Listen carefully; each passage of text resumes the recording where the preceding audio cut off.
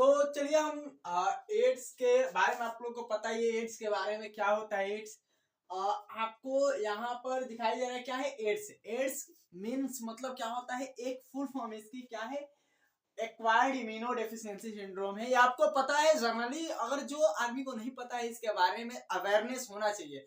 तो इसीलिए गवर्नमेंट ने अवेयर करने के लिए भाई कंपनियों को ये किया है। हाँ, आपको पता होना चाहिए रेट्रो वायरस क्या होता है भी।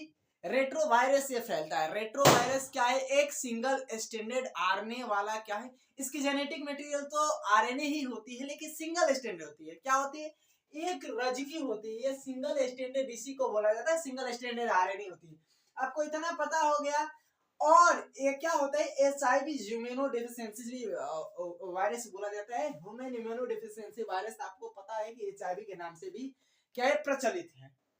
लेकिन इसका मोड ऑफ एक्शन क्या है, इसकी मोड ऑफ एक्शन आपको ये पता होना चाहिए कि ये क्या होता है कि अनप्रोटेक्टेड कॉपुलेशन, अनप्रोटेक्टेड सेक्स करने से भी क्या होता है, ये फैलता है। अनप्रोटेक्टेड आप मल्टीपल पार्टनर से क्या किए कि जाकर आप कॉपुलेशन के मल्टीपल पार्टनर से ही ये ज्यादातर फैलता है। मतलब कि ये सेक्सुअली ट्रांसमिटेड डिजीज है। क्या है कि ये सेक्सुअली ट्रांसमिटेड डिजीज है ना, तो आपको ये पता होना चाहिए।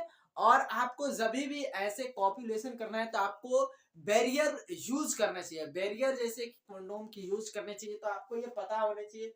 और इसके बाद आपको क्या होता है कि ब्लड ट्रांसफ्यूजन से भी फैल सकता है।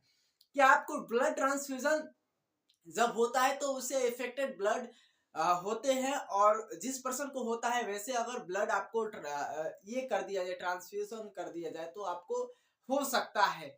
नीडल से भी फैलता है। इफेक्टेड नीडल से आपको एक चीज देखिएगा, इफेक्टेड नीडल जो होता है उससे भी फैल जाता है। आप देखे होंगे कि जो वेसल्स होते हैं, ब्लड वेसल्स, उसमें कुछ लोग क्या करते हैं कि ड्रग एडिक्ट क्या लेते हैं कि ड्रग लेते हैं। क्या लेते हैं भाई, ड्रग लेते हैं। तो ड्रग को इंजेक्शन के जो माध्यम होता है, मीडियम से क्या करते हैं, माध्यम से लेते हैं। आपको ये पता होना चाहिए। और दूसरा क्या है, एक और है कि इसमें जो मदर है, मदर इफेक्टेड है, तो मदर से भी क्या हो सकता है, ये फैल सकता है। आपको पता होना चाहिए। देखिए इसका चांसेस 33% ही रहता है।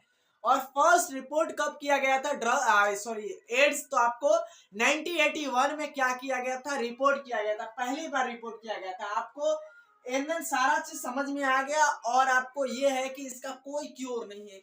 इसका इवन आप रोकथाम इसकी क्या कर सकते हैं, इसे क्योर वही है कि आप इसको रोक सकते हैं, इसकी रोकथाम कर सकते हैं, लेकिन इसका कोई उपचार नहीं है मेरे भाई।